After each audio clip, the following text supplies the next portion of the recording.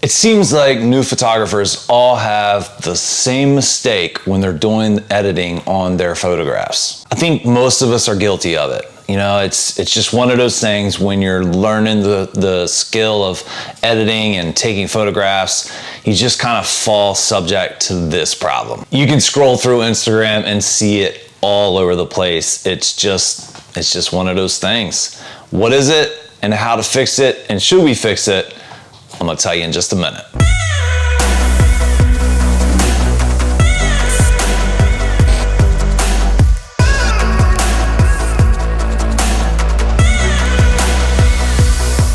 So I started photography about 3 to 4 years ago, and I just kind of dove in very, very hard.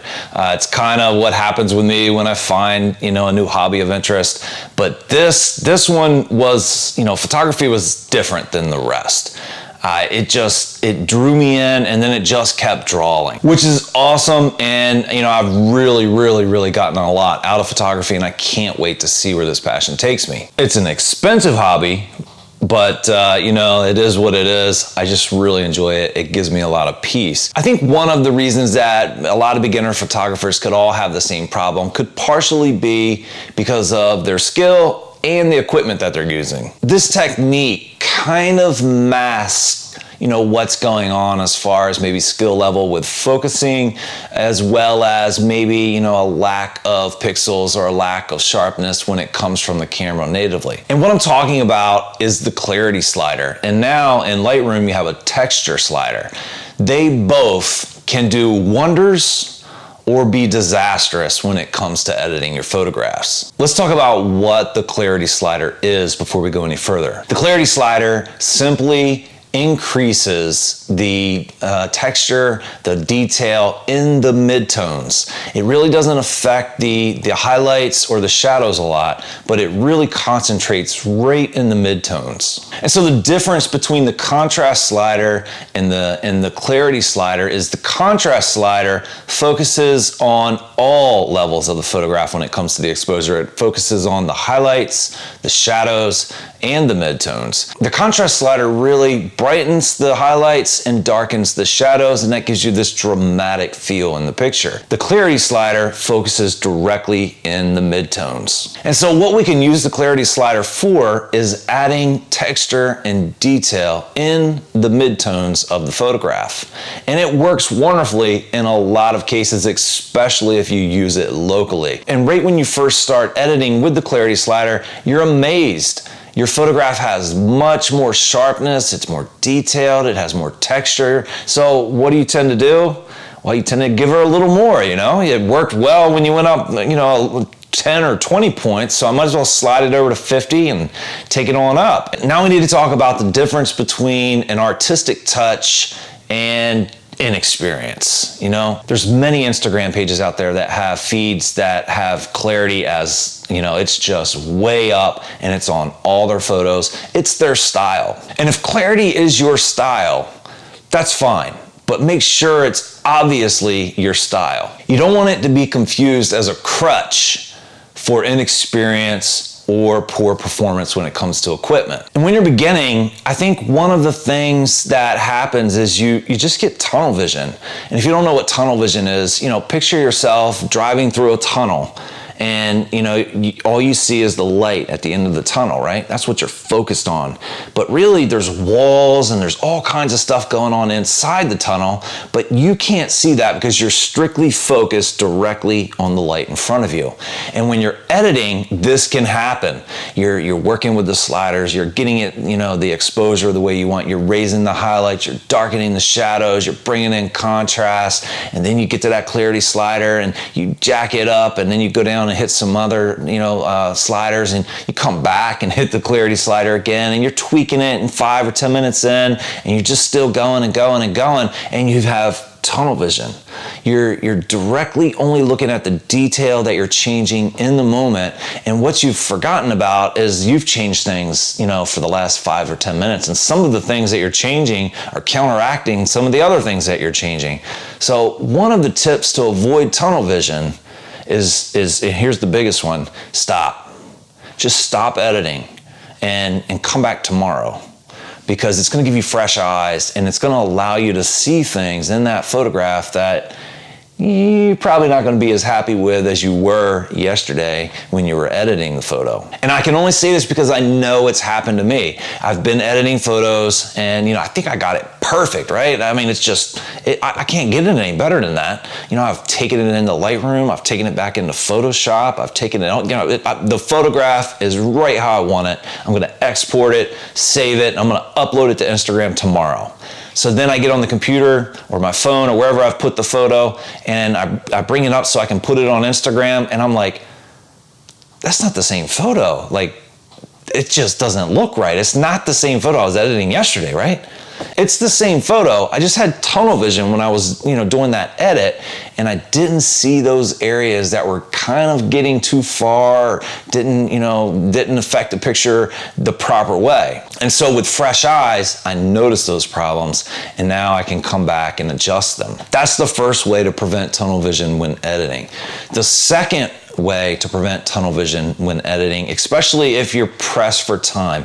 You have to get this photo out today. It has to go up or get to a client or whatever. It's got to be edited and finished today. Use the original photo button. So compare it to the original photo. I think it's the / key on your keyboard in Lightroom, but you want to constantly be going back and forth between the original photo and your current edit. And I can't tell you how many times that has saved me. I'm editing. I realize tunnel vision can be an issue. I hit that / button. Maybe it's the / button. Anyway, you know what I'm talking about. I go back and look at the original photo and compare it back and forth. Those issues are gonna jump out at you. I mean, truly jump out at you. And they're gonna allow you to make the adjustments you need to really get the photo in the real direction that you're trying to go. Again, I don't want you to take this the wrong way. If your artistic style, your true goal for the photo is to have that dramatic clarity, that, big texture punch when it comes to those midtones, then that's awesome. And we'll be able to see that easily on your feed or in your work or whatever, because we're going to see a uniform direction with all your photos. As long as you know you're not using that as a crutch for something, then that's your style. And, I recommend that if that's your style, to make sure it is very pronounced and not just in the gray area. If you add just a little bit too much clarity, same thing goes with sharpness or the texture slider. If you add a little bit too much, it just kind of jumps out and it's like something's not right here.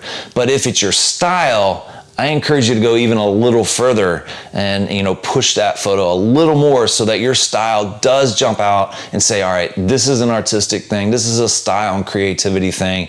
This is not a crutch for inexperience or poor equipment. Let's take a look at a few examples of what I'm talking about when it comes to this clarity slider, because it can really make or break your photo. Okay, so for an example, here is a photo I took from my drone, and this is straight out of the drone's camera. There's been no edits done to it so far, and we're just gonna take a look at this clarity slider and how it affects the picture. I was mentioning how the clarity slider just affects the midtones. And what I want you to look at is the histogram up here. So if you take the clarity slider and you slide it all the way to the right, you see what happened to the midtones? The slider's only affecting the middle part of this histogram. It's only affecting the midtones. And same thing if I go all the way to the left, it's just making those peaks a little sharper, or it's making those peaks a little flatter and leveled out. For a comparison, I want you to look at the contrast slider. So if you take the contrast slider all the way to the right, you see how it's affecting more of the whole picture? It's pushing things out towards the edges, or it's pulling them in towards the center. And that's what we're doing. We're brightening the highlights here, or we're darkening the shadows there. And so one of the best ways that I use to figure out what part of the image I should use the clarity slider on is by taking it all the way to the right, or even all the way to the left. So when I look at it all the way to the left, I see that the trees here, and the this section right in here, I think looks best with lower clarity. And then if you take it all the way to the right, compare probably the sky, the waves, and even the beach. They look better with more clarity, with more detail. So see if you can see what I'm talking about. I'm not sure if it's going to come through on a screen record like this, but hopefully you can kind of see what I'm talking about. And so in a case like that, what I'm going to do is grab my adjustment brush, and then I'm going to jack that clarity all the way up. And then I'm going to paint in the areas that I want to have that enhanced clarity or that detail. And I'm just doing something real quick here. And I'm going to avoid this area because I don't want that to have much clarity. I'm going to shrink my brush a little bit, and I am going to go over this background and hit the sky. And this is just a real fast thing just to show you kind of the process of how I use this clarity slider. Now I can go up to the clarity slider, still on the brush that I used, and I can adjust it to get it to look exactly how I want it. Now, if I find that I want the ocean waves to be a little more when it comes to clarity than the sand, then I can use a second adjustment brush and just do the same thing just over the ocean. Here's another shot, and this is where clarity can really be a wonderful tool, and you just have to use it properly. So clouds and water, you saw water on the last shot, but if you take the clarity slider all the way up here, I mean, maybe it's just me, but I think it makes this sky, just this sky, and that's not all skies with clouds, but this sky, and I do this with most of my photos, especially this type of photo. I'm taking my clarity slider all the way up, and then I'm bringing it all the way back. Now, obviously, this doesn't look as good. This is more of a, like a hazy, there's not much detail. And when it comes to a photo like this, you want the clouds to make a big impact. Let's zoom in here.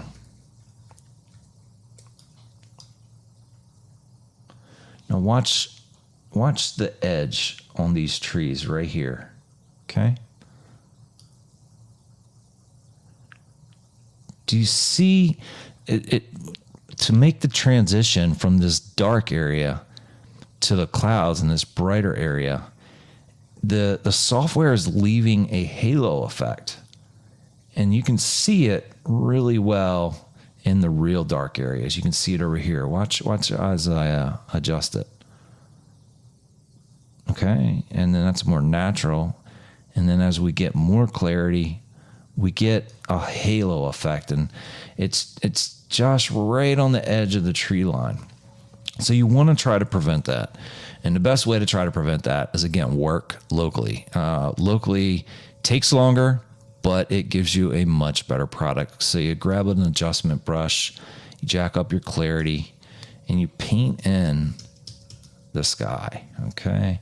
And these clouds that are down lower are even more important to make sure you get in the clarity, because that's where they punch. So you got to be careful. But now, as you can see, I'm keeping the center part of the brush out away from the tree line, and I'm just kind of following it. So what you're getting is the feather, and the feather is over here. It's this setting. I got it jacked way up. If you adjust the feather, it gives you less of an area. So the area between the inner circle and the outer circle is the feathered area. And so that's what I wanted on here. I wanted to keep that tree line in the feathered area about halfway or so. That's going to help prevent that halo effect. And so you're going to want to probably add clarity to the water as well. And I'm going to do the same thing here. I'm going to keep that feathered area within the two circles right on the water line there. So here's another shot, and this one is going to kind of really highlight the abusive nature that the clarity slider can have. And you can see the dramatic difference it's going to make on this picture. So if we take it all the way to the left, everything again is very mystical and dreamy, and maybe that's your look. If that's your look, then you're probably using the negative side of the clarity bar a lot more often. But if we go all the way to the right, you can see what's happened here. All these midtones here, they all get flattened out and therefore darker. It looks okay in the sky. The actual clouds look wonderful with the clarity bar slid all the way up. But this isn't natural. And the ripples in the sand, that's not natural. It just gives it too much. Same thing here. Watch as we take the clarity bar all the way to the left. Now see, that's kind of a cool look, right? You get that mystical, dreamy effect in here. I like that. So what I would probably want to do here, well, let's take a look at the opposite side. Always do both sides of the bar. You can see what happened here. I've given the I've given the clouds a lot more definition. So the clouds here look a lot better. The trees do not. And so if I bring that back, what I would want to do is try to find out where the trees look the best. This is my first step. And I think right here. So I'd paint this in at about 19, and that's just this tree area. And so now I'm going to take it all the way back. And so now what I'm going to do is I'm going to paint in this negative. I'm probably going to leave it at negative 100 to get that really dreamy, foggy effect. Paint that in the horizon area down to this tree line right here. And then with the clouds up above, I'm going to give that more clarity. So I'm going to take that probably up to 80-ish. And so now I would paint this area here in. And let's just go ahead and do that real quick and you'll see what I'm talking about. So let's grab an adjustment brush. We're going to go all the way down. Now I'm going to lower my feather down because I don't want quite as much feather for this. And now I'm just going to paint this area here in. Okay, and so now I'm going to do a new adjustment brush, and now I'm going to raise the clarity. Would I say somewhere, I don't know, right in here, and we're going to paint in the trees.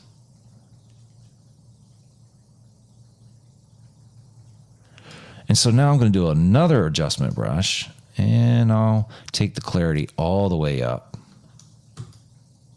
and we'll paint in the clouds, being careful not to get too close to the horizon and that mystical dreamy effect.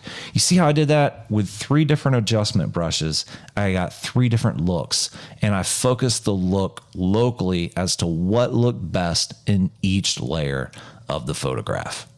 So that's what I think is the biggest mistake when it comes to editing photographs when you're starting out. If you're anything like me, you're probably going to do a little bit of learning things the hard way, and you're going to have too much clarity, too much contrast, too much color at times.